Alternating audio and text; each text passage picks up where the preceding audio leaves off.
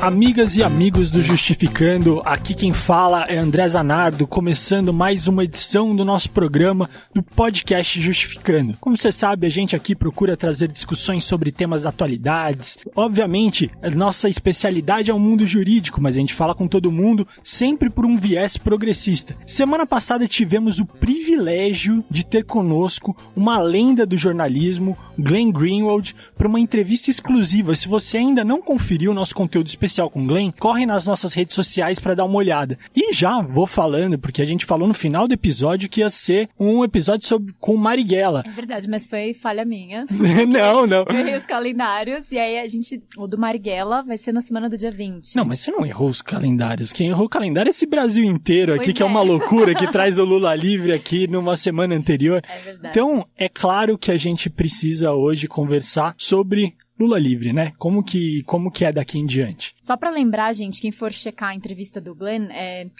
ocorreu exatamente um dia antes da agressão que ele sofreu na Jovem Pan e um dia antes da decisão do Supremo sobre a prisão em segunda instância. Então, apesar da conversa ser anterior à libertação do presidente Lula, tem muita análise sobre o que mudou no país desde as revelações do Intercept. Enfim, vale a pena conferir, mas... Vale até conferir o que o Glenn falou do Augusto Nunes um dia antes. Antes de rolar toda a treta. Exato. Então tá, ali fica claro a situação. Tamara, gente, apesar de ter sido nesse timing aí específico, logo antes dessa semana, tá incrível. Eu sou suspeita pra falar, mas eu achei que ficou da hora. A gente gostou demais. Eu adorei. Né? Sensacional. Então, aproveitando o novo contexto agora com a saída do ex-presidente Lula, trouxemos uma pesquisadora que tem centrado seus esforços em compreender a base social do bolsonarismo. Temos conosco Esther Solano, doutora em Ciências Sociais pela Universidade Complutense de Madrid, professora de Relações Internacionais da Unifesp. Ela também é organizadora do livro Ódio como Política da Boitempo. Seja muito bem-vinda, Esther. Um prazer estar aqui com você, gente. Vamos falar de tudo, que tem muita coisa, né? Vamos. Muita coisa. Eu gosto muito da Esther. Desde a época que eu estava nos Advogados Ativistas, ela estava lá na rua. Há muito tempo, é verdade. Faz Como tempo. que mudou tudo, Mudou. né? Ela viu várias cenas nossas. Foi incrível. É uma parceiraça. Além da Esther, temos nosso colunista querido aqui, da casa, mais que da casa, juiz do TJSP, Marcelo Semer, autor do livro Sentenciando Tráfico, que vai ajudar a gente a trocar uma ideia aí sobre contexto pelo olhar do juridiquês, né? Sobre hoje. E aí, Marcelo? Oi, André, tudo bem? Uma boa. Esther, muito bem-vinda. Eu não sou suspeito, viu, uma boa? Eu vi ontem o episódio do Glenn pela rádio, né? Pela rádio na segunda, ontem de novo pelo podcast. E eu achei muito bom. Eu vi muitas entrevistas do Glenn, estive presente em várias delas aí, e achei que ele tá muito bem. Vocês abordaram temas bem interessantes. Ele tá tocando aí no que ele vai falar logo em seguida da imprensa, fala do antagonista, falou mesmo aquilo que ele falou aqui, ele foi falar de novo na frente do Augusto Nunes, aí o fulano acabou partindo pra ignorância, onde ele nunca saiu, na verdade. Nunca saiu. Mas então eu tava com saudade aqui, fiquei triste de não poder participar daquele a gente sentiu sua ausência. Então, mas eu falo aqui em espírito. E falando em ignorância do Augusto Nunes, eu que sou um mero... não sou nada perto do Glenn, e o Augusto Nunes falou de mim por 2 vezes. Ele é um babaca mesmo. Mas assim, ele falou pessoalmente por causa do Justificando, conta pra... Não, ele pra falou da época dos advogados ativistas, aquele negócio de ficar juntando, falando que é advogado de Black Bloc, enfim, advogado da romaceira. Que preguiça intelectual. Eu acho que a gente dá muito destaque pra ele, né? Exatamente, o melhor é o silêncio. Bater menos palma melhor pra doido. ignorar. Eu acho que ele teve lá pra trás, há 30 anos atrás, algum momento de jornalismo, depois a coisa se esgotou, e aí ele só consegue se notabilizar com essas agressões. Isso é a violência dos medíocres, no final das contas. Exato. Então vai lá pro lixo da história. Vamos começar nosso podcast. Vamos falar do Lula, que é mais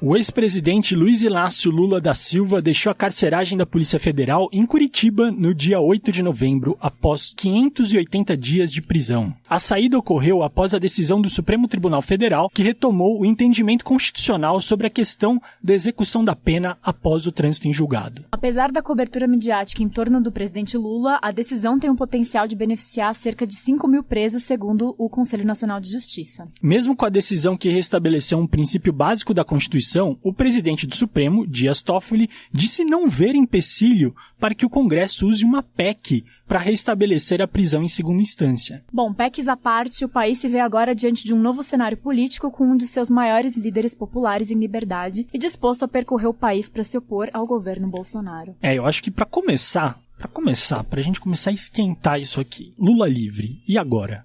Genericamente falando, o que vem na mente de vocês? Eu acho que para mim vem duas... Bom, primeiro uma coisa fundamental, que é a reorganização do PT e do campo da esquerda, né? Acho que, primeiro, uma coisa muito importante, o Lula saiu com tudo da cadeia, né? Saiu forte fisicamente, saiu forte psicologicamente, emocionalmente, e vem aí, me parece que para cumprir um papel protagonista. Saiu até apaixonado, né? Saiu apaixonado, vai casar, então assim, não vai embora, beija, todo mundo lá em São Bernardo. Eu, inclusive, também. Gente, mas é uma humilhação, né? O cara preso, arranja namorado e a gente aqui fora. Com esse blazer aí, estiloso, né? Aquele meme, até Lula beijou na sexta-feira e você aí, né? Então, exatamente.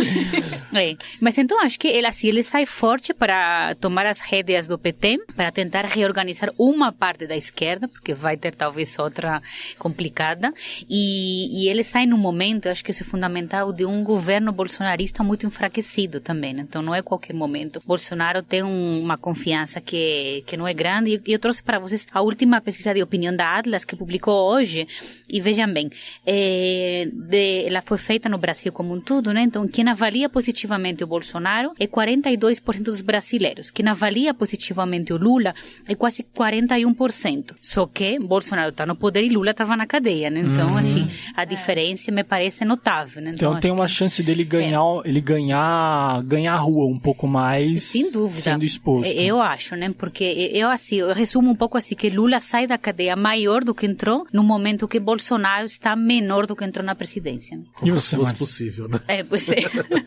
E você, Marcelo, o que você acha? Eu acho isso também. Acho que talvez nesse momento a esquerda possa se reagrupar para discutir outras questões que não o Lula livre, né? Porque a bem da verdade, essas reformas todas, elas passaram praticamente sem nenhum tipo de grande reação, de reação nenhuma. Até na época do Temer teve um pouco mais de reação quando ele tentou a reforma. Essa aqui do Paulo Guedes está nadando de braçada e teve um pacote atrás do outro, e eu acho que é exatamente isso que os setores mais conservadores não querem permitir. Por isso que eles querem que continue a questão do Lula preso, né? Mesmo solto, vamos prender Lula de novo. Lula deve ser preso. Vamos PEC de segunda instância, PEC de não sei o quê. Ou seja, mantê-lo na agenda, na pauta, Lula prisão, para evitar que ele possa justamente fazer aquilo que é o interesse dele, o interesse de muitos trabalhadores, que é se opor às reformas, que elas não têm propriamente um apoio popular grande, né? Eles estão, mas tem um apoio de Congresso. Quais reformas agora são as perigosas que a gente pode prever aí? Bom, tudo que sai da mão do Paulo Guedes é perigoso. Tudo. Acho que não há nenhum bom dia que ele dá que a gente pode ficar tranquilo. Pode ficar tranquilo. Mas ele veio aí com um conjunto de propostas, né? Um conjunto de PECs para forma tributária. Explodir reforma do Estado, o funcionalismo público, basicamente, quer dizer, acabar com essa ideia que a gente tem de serviço público, um lote grande de privatizações, uma atrás da outra. A tributária é a única que eles deixaram de lado, porque quando o secretário da Fazenda lá, da Receita, né, ele acabou confidenciando que a questão era voltar a CPMF. Aí quando veio isso, deu uma sossegada, mas logo ela voltará, e esse deve ser o novo ponto.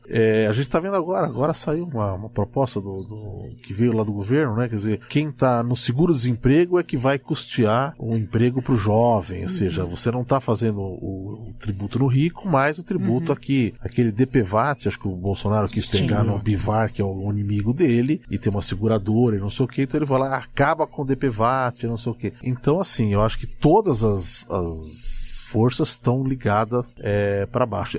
A questão do serviço público, a tendência é, se aprovada essa reforma, é acabar essa ideia de serviço público estável, burocracia, enfim, que é que tem marcado e tem ajudado o Estado, né? Mas o Lula livre agora dá força para eles ou não? É um risco para eles? Eu acho que o Lula, lógico, ele ajuda, digamos assim, né? O pessoal dizia antes, o Lula vai ajudar o governo, porque é uma chance de que os conservadores todos se unam contra o Lula. Então você reagrupa pessoas que estavam em campos distintos. Mas, como a Esther falou, também tem o outro lado, né? Ele também vitamina e reagrupa as pessoas que estavam à esquerda, que estavam perdidas, né? E eu acho que tem um indicativo que para mim foi bem interessante. Quando Lula foi para São Bernardo, teve em paralelo uma manifestação marcada na Avenida Paulista, né? Eu fui para São Bernardo e depois, por questão ideológica, por questão de pesquisa, depois fui para a Paulista. E é bem interessante porque a manifestação da Paulista estava muito longe daquelas grandes manifestações verde-amarelas, bolsonaristas, lavajatistas. Estava né? ocupando o quê? 3 quadras ali? E enfim, era assim, 3 quadras, e você vê assim o espírito, né, mobilizador muito menor também. Então acho que, e para mim isso foi um termômetro muito interessante, porque a soltura do Lula simbolicamente, enfim, aquele estopim que deveria mobilizar o bolsonarismo, e você vê que não existe essa mobilização. Então eu acho que aí dá um pouco assim a sinalização de que a capacidade mobilizatória do bolsonarismo, da própria Lava Jato, se perdeu também bastante, né? E isso eu acho que é importante, né? Ao mesmo tempo, o campo da esquerda estava, me parece que assim, ansioso, né? Por alguma coisa que mobilizasse ou reorganizasse o campo, né? Por que você acha que o espírito mudou, assim, não está tendo essa efervescência dentro da direita agora? Olha, me parece que primeiro, porque o Bolsonaro está decepcionando muita gente, né? Então, quem fica do lado do Bolsonaro é aquela base que a gente denomina assim, o bolsonarismo fiel, o bolsonarismo mais raiz, mais hardcore, né? Mas uma boa parte dos bolsonaristas mais moderados que votaram nele estão se descolando, né, do bolsonarismo, e principalmente, eu acho uma coisa muito importante, a base mais pobre do bolsonarismo, porque a classe média ainda tem uma adesão muito grande ao projeto, mas os mais pobres, como o Marcelo falava, que são as principais vítimas, né, do projeto Guedes, estão aí se descolando. Portanto, uma boa janela de oportunidade para a esquerda fazer uma luta, né, anti-Paulo Guedes, mas também não é fácil, porque aí aparece a bandeira contra a corrupção e a questão da moralização da política, né, o papel da moral na política, da igreja na política, aparece muito fortemente contra o PT, né? Acho que tem uma questão interessante aí, que muita gente está insatisfeito, deixando a base bolsonarista, assim, em relação a ele na política. Mas, no entanto, na economia, continua um apoio muito grande. Você vê, por exemplo, ele jurou de morte, né, a TV Globo, mas ela faz uma enorme campanha, como fez pela reforma da Previdência, agora pela reforma administrativa e por essas PECs aí da questão fiscal que eles estão fazendo. Quer dizer, ao mesmo tempo, o Estado de São Paulo faz um editorial descendo a lenha na forma como ele governa e uma série de questões, mas 5 ou 10 páginas dentro saudando as reformas. Então, assim, eles estão pagando um preço, que é aceitar o autoritarismo, bancar por conta do interesse. Por conta do interesse maior. Bancar o Bolsonaro por conta do Paulo Guedes, né? Claro. Isso. Uma coisa que eu queria perguntar é que logo depois que o Lula saiu, a gente já começa a ouvir uma coisa que eu acho bem palhaçada, mas eu queria pedir pra Esther, enquanto pesquisadora, comentar, que é essa questão de equiparar Lula e Bolsonaro como extremos, né, iguais, ou duas faces da mesma moeda. Sim. Né? Porque agora a gente tem, né, uma pessoa tão radical quanto o Bolsonaro, só que é a esquerda. Sim. Como é que a gente, né, faz uma leitura um pouco mais sensata do que são essas duas oposições? A mim isso aí me tira muito do sério, porque eu acho que é uma desonestidade intelectual enorme, né? Claro que obviamente a saída do Lula reorganiza o campo em torno da figura do Lula, mas colocar Bolsonaro e Lula nessa falsa assimetria, como se os dois fossem os dois polos extremos, é isso, é para mim assim, uma absoluta desonestidade intelectual, né? Porque por um lado você tem de fato uma extrema direita, que é o Bolsonaro, que fala, Bolsonaro e enfim, e o clã Bolsonaro, né? Que falam em exaltar a ditadura militar, que falam em fechar o STF, que falam em AI-5, que falam que as mulheres somos fraquejadas, etc. E por outro lado tem o Lula, que sempre demonstrou não ser nunca da extrema esquerda, sino de um centro-esquerda, e que jamais falou nenhuma dessas barbaridades, né? Então, eu acho que isso responde a uma estratégia muito clara, que a gente já viu na eleição, foi exatamente essa mesma estratégia. E agora me parece que respondeu uma outra estratégia, que é a seguinte: você colocando o perigo dos dois extremos, abre o campo para arquitetar um certo centro político, que seria mais moderado, nem de esquerda nem de direita, que vai muito na linha do que nós falamos aqui. Então você rejeita a agressividade do Bolsonaro, mas aceita as medidas do Paulo Guedes e focaliza isso num certo centro político à la Luciano Huck, à la, entre aspas, Dória, por exemplo, e começa a arquitetar uma via alternativa, ou à la Ciro Gomes, que hoje, por exemplo, já disse que não pactaria com Lula, já disse inclusive algumas coisas bem graves, né, contra Lula, se distanciou totalmente. Eu penso que a estratégia do Ciro é justamente assim, tentar fortalecer esse centro que ficou totalmente despedaçado com a humilhação eleitoral do PSDB.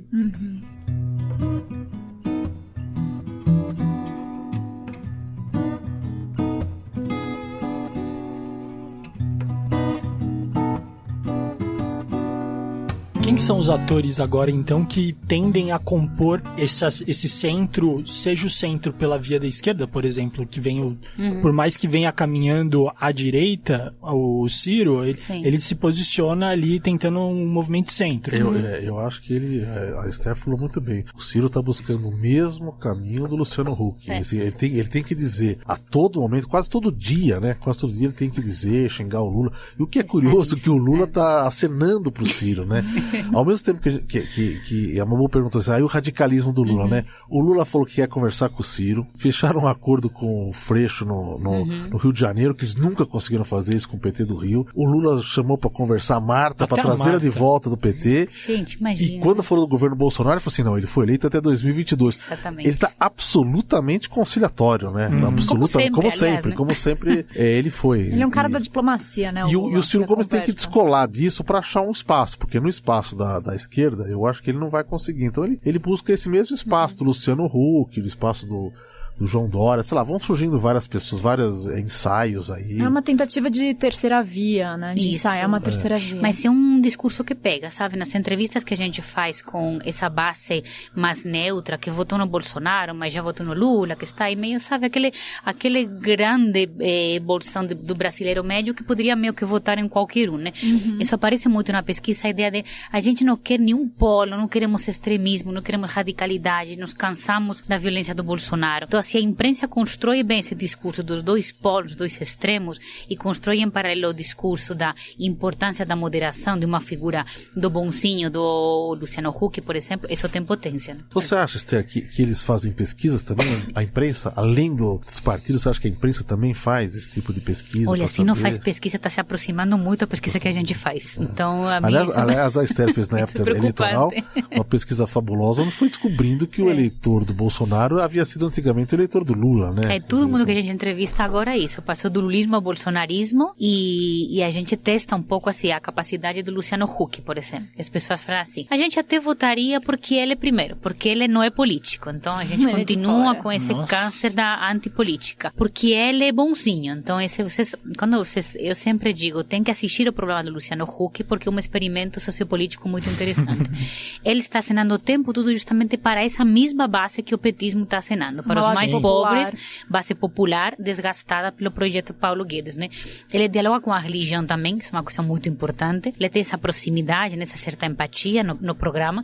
Então as pessoas dizem, ele é uma pessoa do bem, ele tem a família ele é um pai de família, exatamente, ele é bom, e ele é muito importante, ele é moderado. Então mas ele está no meio dos dois extremos. Mas já que vai ser um cara desse tipo, não podia ser o Felipe Neto, não? Gente, quem sabe, né? Joga o nome aqui, vai que, né? Joga o nome na roda. Acho que ele é muito jovem ainda, né? Esse cara foi surpreendente. Surpreendente. Queria até convidado ele aqui a ver pro podcast. O que o Luciano Huck tem de experiência a mais? O Luciano Huck é um apresentador de programa de televisão, né? Assim, tem uma grande... Essa é a única coisa que as pessoas falam de negativo. O ponto negativo eles falam isso como algo ruim? Fala como algo negativo. Mas por quê? Qual que é a lógica? Eu não sei. Porque você fala assim, uma coisa que você esteja um pouco fora da política, mas tão fora, assim, na área do entretenimento e demais. Mas eu insisto, isso aí pode ser muito bem construído pela mídia, que também o Dória estava fora da política e olha onde ele está. Isso é tudo isso é tudo construção, né, progressiva. Eu posso fazer uma pergunta pro Marcelo agora? Bora. Você tinha comentado que agora tem gente que quer emplacar de novo a questão da prisão do Lula, né, para se distanciar para se desviar do ponto central, que é as reformas, enfim, outras pautas que o Lula pode peitar. O Lula, né, e esse setor progressista mais articulado. A coisa da PEC, que eles estão tentando emplacar. Como é possível que tá rolando uma PEC para mudar uma cláusula pétrea da Constituição? É possível mudar a segunda instância por meio de PEC? O Marcelo, e ainda fala um pouquinho do que é PEC. Boa. Bom, PEC é proposta de emenda constitucional. Então, toda vez que o Supremo afirma uma garantia, assim, olha, não pode fazer isto, a mesma coisa que os políticos fazem é assim, então não pode fazer isso porque a Constituição diz isso. Então tá bom, vamos mudar a Constituição. Eu tive lá em Brasília, numa Comissão de Constituição e Justiça, dessa PEC para mudar a segunda instância. E eu fiquei estarrecido, até falei com eles, no final teve até um bate-boca lá com a deputada do PSL, que eu falei, olha, me surpreende demais que vocês sejam tão contra a cláusula pétrea, porque veio do parlamento isso, não fomos nós que inventamos, né? Quem diz que vocês não podem votar sobre isso foram vocês, né? Quer dizer, os seus antecessores. O que vocês fazem aqui, outros sucessores vão aplicar. Eu acho que a questão da cláusula pétrea é o coração da Constituição. Se você disser hoje, eu posso mudar a cláusula pétrea com uma emenda constitucional... O que é cláusula pétrea? Cláusula pétrea Onde que está a cláusula pétrea? Está na Constituição, artigo 60, parágrafo 4º. Ele fala, a Constituição fala, não haverá deliberação de emenda tendente a abolir. Direito e garantia individual, o voto secreto, a separação dos poderes, o princípio republicano, enfim. A essência do Estado você não pode mudar com uma maioria temporária. Essa que é a ideia. O Constituinte não foi lunático, ele foi previdente, ele sabe, ele tinha acabado de sair de uma ditadura, né? Então ele sabe, olha, uma certa maioria, o governo consegue fazer certas maiorias e pode sufocar a Constituição. Veja, a separação dos poderes está na cláusula pétrea. Então, de repente, você pode dar assim, vamos fazer uma coisa dessa, o judiciário fala, isso aqui é contra a separação dos poderes. Não, mas a gente pode colocar a separação dos poderes desde que pro executivo seja superior. Falar, uma coisa assim, eu tô sendo um pouco mais folclórico, mas é o coração da Constituição. Você imagina um Congresso, que esse é o Congresso mais conservador que a gente já teve, eu suspeito que até mais conservador que na época da ditadura, onde tinha assim uma oposição. Vocês dois concordam com isso? Você concorda com isso também, Esther? E eu acho que é porque tem um elemento relativamente novo que é o fundamentalismo religioso, sobretudo evangélico, que não estava presente no momento e que vem com muita força. E a gente vai assim, eles podem mexer com tudo. Pelo menos você tem a cláusula pétrea, fala que você não consegue mexer. Essa base dos direitos fundamentais, a proteção do indivíduo, você não consegue mexer, né? A proteção da Constituição. Se você abrir a porta para isso, você jogou a Constituição no lixo. Não tem mais para que ter Constituição. Para alterar, uma hipótese em que precisasse alterar uma cláusula pétrea. Só com uma nova Constituição. Então, veja, a pessoa fala assim, até estava hoje o presidente do Senado, o Alcolumbre, falou, vamos fazer uma Constituinte. É sempre Ele assim. falou brincadeira? Não falou brincadeira, não. Tanto é que o Rodrigo Maia falou, não sou a favor. A ideia é sempre o seguinte, mas se eu não posso fazer aqui na cláusula pétrea, o que eu faço? Então fazer uma Constituinte. Mas veja, vamos estudar as constituições que nós tivemos no Brasil, são todas elas frutos das rupturas, né? Com a independência, com a república, entramos na ditadura, saímos da ditadura, ou seja, há sempre um motivo político que emerge, e a Constituição, quando você faz, ela é obrigada, tem que fazer.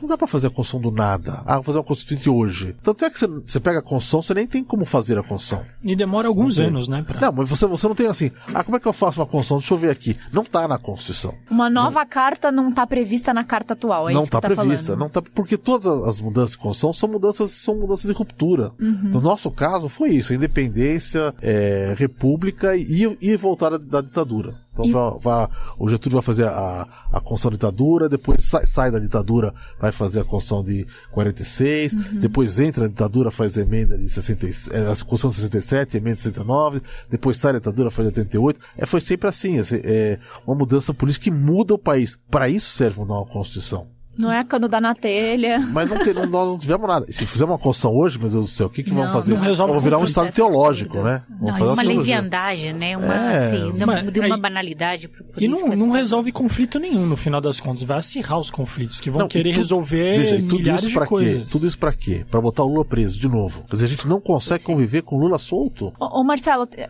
vamos supor, começa a caminhar cada vez mais essa PEC. Tem alguma coisa que a gente pode fazer para impedir que o Congresso comece a falar sobre cláusula pétrea? O que a gente pode fazer? O Supremo pode fazer alguma coisa? Quando eu falei isso pra eles ficaram bravos comigo. A Bia Kicis lá falou que você que pensa, vai fazer aqui, o judiciário não tem nada pra falar disso aqui. Eu falei, olha, eu tô aqui pra dizer a coisa chata pra vocês, vou trazer verdades pra vocês. Vocês não podem votar isso aqui. Não é que vocês não podem votar, vocês não podem nem chegar à deliberação. Então, devia nem estar na pauta. Eu acredito que, se vocês aprovam aqui na Comissão de Justiça, antes de chegar no plenário, vai chegar no Supremo. Vai bater, porque não pode ser objeto de deliberação uma emenda tendente a abolir direito individual. Então não pode fazer isso. E no STF, o entendimento da corte, porque o Dias Toffoli já deu a encaminhada de que tudo foi bem essa por fala ele. do Dias Toffoli no dia da votação? E o resto? O Você que acha eu que acho, o resto dos o que eu acho do ministros? Toffoli, eu acho que o Toffoli fez uma compensada, entendeu? Ele fez, aliás, várias compensadas, né? Pra assumir a posição, que muita gente achou que ele não ia ter coragem de assumir, ele deu várias compensadas. Primeiro mandou lá uma emenda pra acabar com a prescrição, pediu lá pro deputado Francisquini, né? O mais reacionário lá, pra mexer com isso. Depois, falou sobre isso, olha, mas o Congresso pode fazer. Eu acho que ele deu uma compensada aí. E honestamente, eu não consigo acreditar que o Supremo vá... Que os outros ministros embarquem. Que a maioria embarque nisso, sei lá. Isso aí é... Mas o judiciário está muito vinculado à pauta política, então... a gente não vai resolver isso dentro do judiciário, vai resolver fora dele. Marcelo, mas no caso, se foi 6-5, apertadíssimo, e o Dias Toffoli me fala que não é cláusula pétrea, os outros se lixaram para ser cláusula pétrea ou não? Eu não sei se é exatamente assim, não sei. Você acha que quem votou contra tem chance de considerar? Eu acho que aquela situação de eu vou votar e Lula vai sair, essa já acabou, né? Eu acho que essa compressão da opinião pública, aquele medo de você ser o responsável, eu acho que isso então já vai sair. O Supremo está literalmente julgando sob as vozes das ruas. Eu não vou dizer que ele está literalmente julgando sobre isso, mas eu acho que influencia, né? Veja, eu acho que o Glenn e a Vaza Jato foram imprescindíveis para o Lula estar solto hoje. Né? Eu acho que mudou o panorama. E isso faz...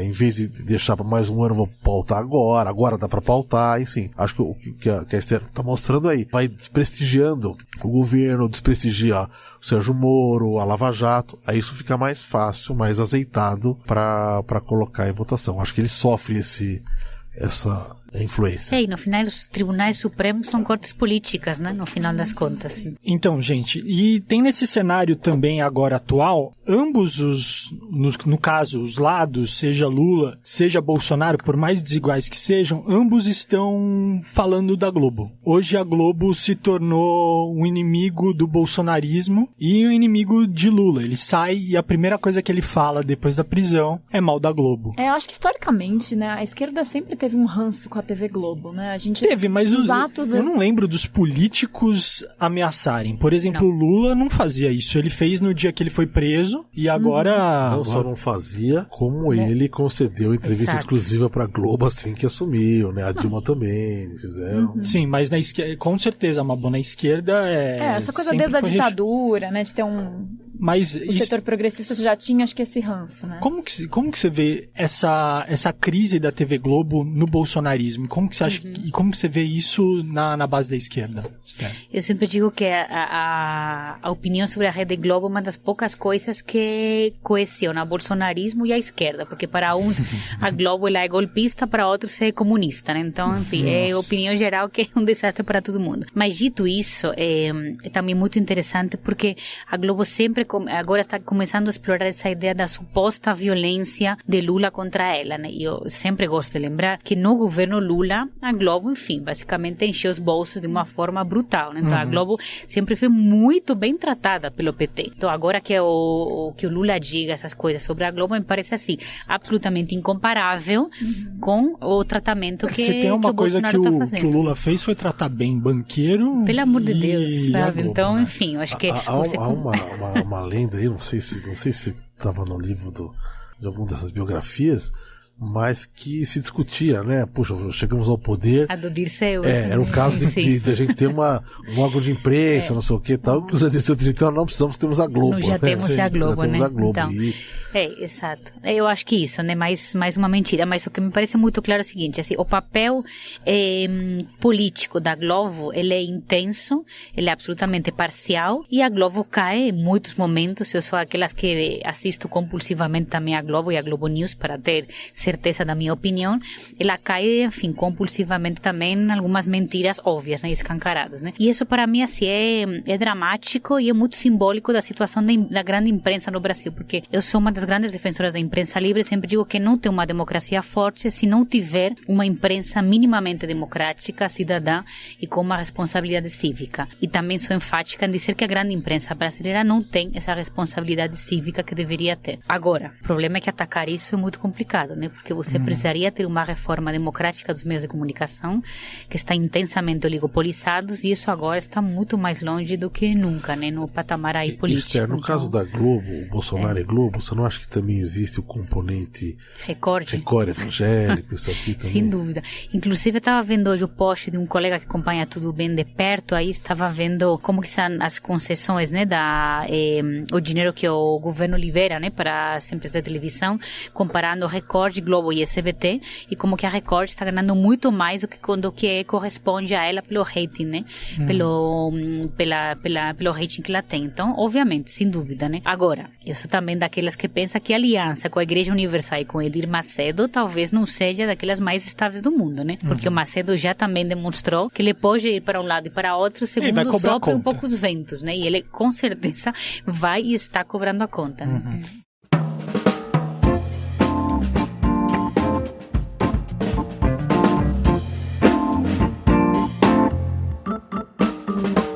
Quando você estuda a base social do Bolsonaro, você vê muito esse componente evangélico, por exemplo, na manifestação de domingo não, de sábado, na Paulista? Então, esse componente evangélico, a gente divide muito a base social bolsonarista entre a classe média alta, que é onde esse antipetismo, né, é muito forte, né? Então, esse componente desse bolsonarismo branco, classe média alta, e a base social é mais empobrecida, né? E nessa base social mais empobrecida, a religião evangélica ela é fortíssima, né? E é fortíssima porque ela é um vetor que dirige muito a vida, né, dessa base social mais pobre. Então você vê que a sociabilidade das redes de sociabilidade periféricas são muito coesionadas por essa base evangélica. Então quando as pessoas falam nas entrevistas, por exemplo, que eu já captei muito isso. Tem gente que falou assim comigo: eu nem gostava do Bolsonaro, mas votei no Bolsonaro porque é o único candidato que respeita a fé evangélica, por exemplo. Ou isso, eu nem gosto muito do Bolsonaro, mas é que eu penso que a esquerda ela é contra os evangélicos, a esquerda não gosta dos evangélicos. Tem uma coisa muito pesada aí, que eu acho que vale muito na autocrítica no campo da esquerda, que como essa base popular evangélica enxerga que a esquerda ela é dura e ela é crítica com o campo evangélico. Então tem gente que já falou assim para mim: vocês da esquerda pensam que nós evangélicos somos burros, somos fundamentalistas, somos fanáticos. Acho que aí vale uma autocrítica, porque realmente é um distanciamento muito grande da esquerda com esse campo, e no final das contas, campo popular. Portanto, a gente tem que rever essa nossa posição, né? Com certeza. Por isso que o Justificando, inclusive, tem uma coluna fantástica aqui na casa que chama Feministas, que são feitas por mulheres evangélicas e feministas. Perfeito. Então isso é muito legal. Só para contar para vocês uma história pequena, a gente foi apresentar a nossa pesquisa sobre o bolsonarismo no Complexo da Maré, no Rio, né? E assim, foi uma experiência bem forte, né? Porque é momento Witzel no Complexo da Maré, vocês já conseguem imaginar. E conversando, né, com as pessoas do complexo, elas falavam basicamente um pouco isso, né? Que lá não tem nenhuma presença do Estado, a não ser que seja a força bruta e letal da polícia. Não tem também a presença da imprensa, porque a imprensa não entra lá dentro para dar uma mínima visibilidade, uma mínima cobertura. E quem está lá dentro dando um suporte, uma presença, um suporte econômico, emocional, psicológico e afetivo são as igrejas evangélicas. Então, assim, no final das contas, a gente está lidando com um fenômeno que é poderosíssimo e que tem que ser entendido. Isso não é trivial, muito menos. Sim, é organização social mesmo. O que os sindicatos faziam material, na esquerda. Emocional, afetiva e, claro, espiritual, né? Então, com certeza. Bem robusto esse fenômeno. É muito forte. Queria puxar então agora como que fica o cenário dentro do bolsonarismo entre o papel da Lava Jato, Sérgio Moro, como que ele se aloca com a saída do Lula? Eu acho que a saída do Lula deixa um pouco mais claro um movimento que já vem desde o começo da gestão, mas está se cristalizando mais agora, de juntar Bolsonaro e Moro, né? Eu não sei se a Esther consegue ver isso nas suas bases, mas quando eles entram pro governo, Bolsonaro é aquele inconsequente, elogia a tortura, xinga todo mundo e tal. O Moro é o juiz, o técnico responsável pela justiça, não sei o que e tal. E com o tempo eles vão se aproximando muito um do outro, né? Por exemplo, quando veio o pacote anticrime, o Moro, para justificar a legítima defesa, foi dizer, não, porque o policial, quando tem que entrar numa favela tal, você já tá baixando preconceito, sim. E outro dia ele foi num presídio lá acho que havia uma denúncia forte de tortura no presídio do Pará. Denúncia quer dizer uma ação de improbidade movida pelo Ministério Público Federal. Sim. E no dia seguinte ele foi falar e falar, olha, a partir de agora vai ser assim, no porrete ou na cenoura. E eu até escrevi aqui na CUT, né? Ele se colocou como 04, né? Quer dizer, eu tô me aproximando da linguagem do Bolsonaro.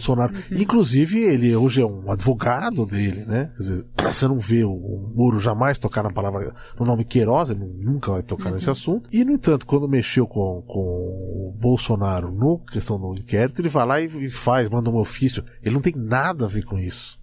O advogado-geral da União ainda vai lá, estou defendendo a presidência, mas o Moro é o ministro da Justiça, chefe da polícia, não tem nada a se meter com relação a isso. Mas ele se colocou quase como um advogado Mas tem limite isso também, né? Eu acho que tem um limite temporal, será? Eu não sei se... Eu acho que eles se aproximaram muito, não sei exatamente o que a política vai levar pra frente, vai trazer pra lá, houve uma enorme escaramuça, mas eu acho hoje que essa base que a gente vê aí, principalmente as bases de classe média, de paulista, que vai lá falar e tal, é tanto Moro quanto Bolsonaro. Eu chamaria do bolsomorista aí, acho que ela tá muito próxima. Talvez a base outra social não seja tão intensa. Eu queria pegar justamente esse gancho, porque eu acho que, primeiro, para começar, né, Bolsonaro não seria presidente hoje sem a Lava Jato. Para mim isso é muito claro. Eles mesmos afirmaram. Isso é evidente, né? E outro também importante é que Moro, como figura de opinião pública, é mais potente do que Bolsonaro também hoje, né? Agora, eu acho que isso tem um limite, e me parece claro, que justamente esse recorte de classe ao qual o Marcelo fazia menção. Entre essa classe média que vai na Paulista, exatamente, né, esses bolsomoristas ou bolsolavajatistas, essa agenda ainda tem muita força. Acho que o Bolsonaro ainda vai, de fato, capturar muito mais essa agenda, porque sabe que a agenda mais popular, a agenda da luta contra a corrupção, a Lava Jato, etc., que ser popularmente ainda tem muito fôlego, mas nas classes mais populares, essa agenda anticorrupção, que ainda é muito abstrata, né, que é uma agenda, no fundo, muito simbólica, mas que tem um pouco de compactação aí material, ela briga com uma outra agenda que é muito concreta, que é a agenda da crise econômica que a classe popular está sofrendo, e sofrendo muito, né? Então, isso a gente capta muito na pesquisa, a ideia de que, bom, uma coisa é a pauta da luta contra a corrupção na época da eleição, outra coisa é no momento do governo, com uma precarização de trabalho enorme, com um índice de desemprego enorme, com um sofrimento, porque as pessoas estão sofrendo, as pessoas da classe mais popular, e aí já é diferente, né? Porque isso acho que já você não consegue avançar tanto nessa pauta mobilizadora da corrupção, porque você tem uma outra que as pessoas que estão sentindo muito mais na pele, que é a questão econômica. Por isso eu acho que a porta de entrada do PT poderia muito bem ser essa pauta econômica, porque aí você pega de fato o sofrimento de grande parte da população, né? É por isso que não querem deixar o Lula nisso, eles querem deixar sempre na questão da prisão. Prisão. E na pauta simbólica da corrupção, não na material. Exato. Isso. Ele falou, não sei se eu tô ficando louco, mas eu tenho a impressão de que ele falou no dia que ele saiu da prisão, que no dia 20 ele faria um pronunciamento e não faria esse pronunciamento. Ou daqui a 20 dias ou no dia 20? Na verdade, eu acho que eu acho que vai ser assim. Ele disse que vai ter um pronunciamento à nação brasileira, que vai ser tipo assim, uma carta aos brasileiros, reload, né, 2.0. E vai ser isso mesmo? Eu imagino que sim, que seja assim. E imagino eu também que vai coincidir provavelmente com o Congresso do PT, que vai ser dos dias 22 ao 24 de novembro, né? Então, fico imaginando eu que provavelmente dia 22 de novembro, na abertura do Congresso, vai ter a leitura dessa carta do Lula, alguma coisa Na assim. colocação que ele fez, eu tive a impressão de que ele falou, não vou falar agora, porque senão vai estremecer Literalmente, os ele países. falou isso. Falou, vão me isso, não criticar se eu disser agora, porque É. vão dizer que eu saí com raiva da cadeia, então eu vou Exato, segurar. porque eu tô saindo talvez com um pouco de raiva, não quero ser radical demais, quer dizer, ou seja, ele vai provavelmente moderar mais seu discurso, né? Você acha que moderar? Eu acho que vai, provavelmente sim, o que ele falou era isso, não quero falar agora porque tô saindo com muita raiva, muito efusivo, eu não tinha quero entendido. pensar bem as coisas, é isso que ele falou. Mas eu acho que vai coincidir isso com o grande momento que é o Congresso do PT, né? Entendi, eu tinha tido a impressão de que ele ia tacar fogo. Eu falei, Gente, eu agora achei daqui que ele ia 20 dias eu só vou tacar anunciar que ia fogo. no casar, alguma coisa. Mas sei, o Lula não é um sabe- personagem de tacar fogo, Não né? é. Não é. Então, É, assim, Ele é um É o que a gente bombeiro, não é? talvez gostaria. Eu acho que é o que a gente queria que ele fosse, Exato. talvez, o tacar fogo. talvez mas não fosse, é. viu? Acho que ficou um pouco marcado isso por causa desse negócio que aconteceu no Chile. Então as pessoas estão olhando assim, ele fala, a gente tem que parar de se defender e atacar e fazer. Porque na verdade, assim, aqui no Brasil, os direitos estão sendo suprimidos sem nenhum tipo de contestação. E a gente viu no Chile um pouco mais agressivo e tal, mas vai fazer uma reforma de previdência na Argentina, foram greve geral. Faz uma reforma na França, greve geral. E aqui não teve nada, né? Então, Aqui tá de boas. Mas olha, na Argentina passou. não, passou. Nos lugares eles foram passando, mas com mais resistência. Com resistência. E Sim.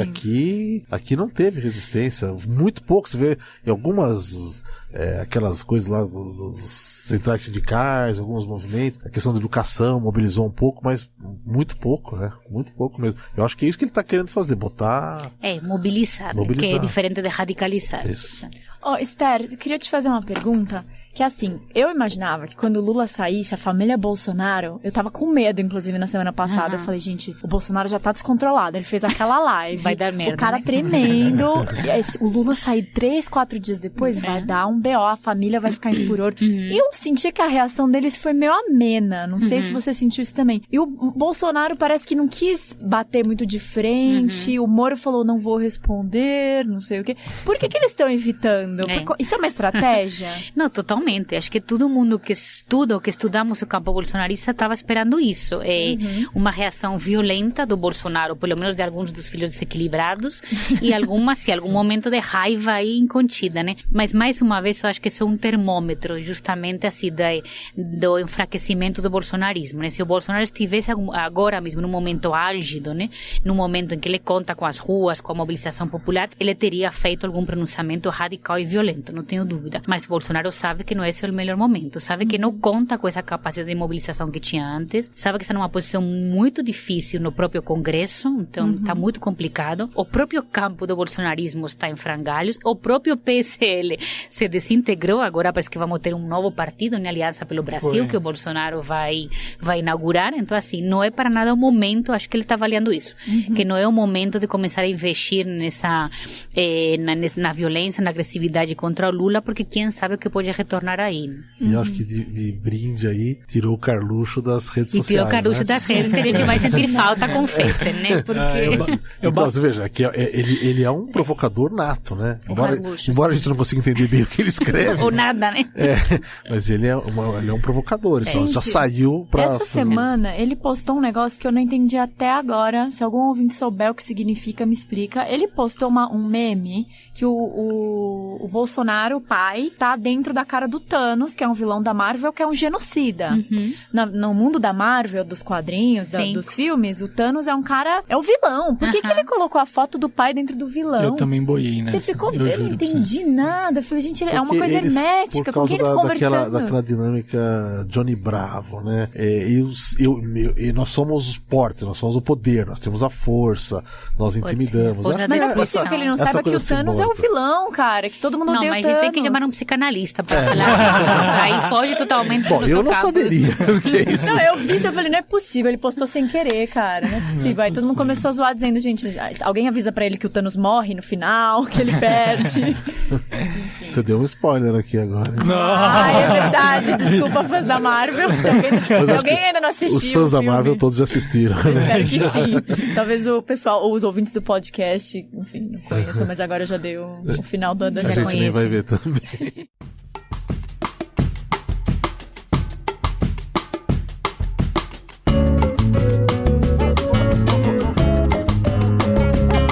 Gente, vamos trazer então a conjuntura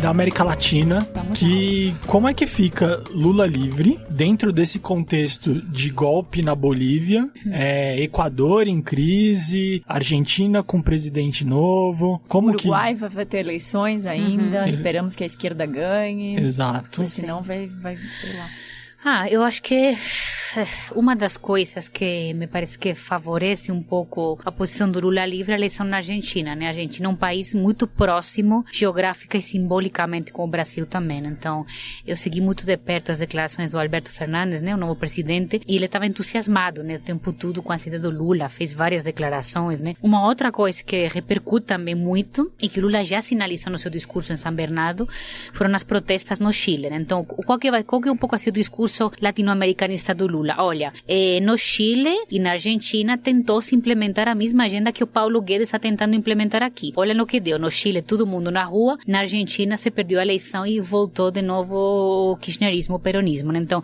esse discurso favorece, né, a agenda lulista.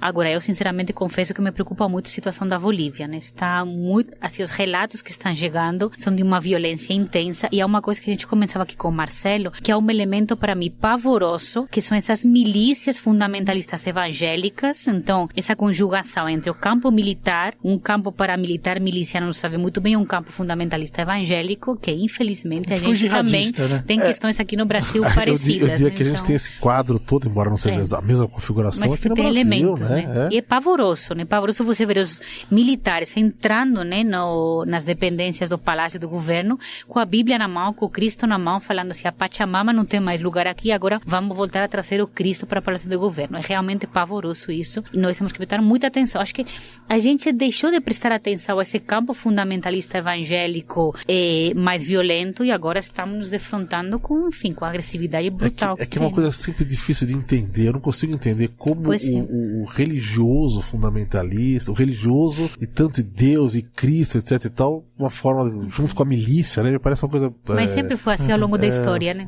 Pois é verdade. Agora, um cenário hipotético, a gente vendo aí os generais falando de que vão agir se tiver uma suposta crise aí nas ruas. Você vê a mídia de um lado, por exemplo, no dia em que o Lula é solto, 3 jornais me colocam que Lula atacou todo mundo, e aí você tem também o bolsonarismo sendo criticado pela mídia. Será que se vem alguma estrutura de confronto ou de esquerda na rua de novo e uma força do Estado contra isso? Ficar a mídia jogar de uma forma como se fosse a esquerda versus direita de novo, pra deslegitimar tanto Lula quanto Bolsonaro e trazer uma terceira via novamente. Isso, né? Que é a agenda da mídia, a construção desse espaço no meio, onde o Paulo Guedes pode fazer as suas propostas e ter alguém de uma cara mais palatável para conversar com as pessoas. E como que vocês acreditam que essa conjuntura do exército e do Bolsonaro deve lidar se Lula sai em caravana, começa a andar por várias cidades e... Que é o que ele vai fazer, né? Que é o que ele vai fazer. E se isso estruturar em confronto, acabar em confronto com bolsonaristas... As Forças Armadas, você disse, o papel das Forças Armadas. Eu acho que o que vai acontecer é que a gente vai se acostumar com o Lula solto, entendeu? No começo, você fala, olha, ele fala cada palavra dele e tal. Vai passando um tempo, eles vão fazer o que eles fizeram muitas vezes, não vão dar destaque, não vão dar cobertura, enfim...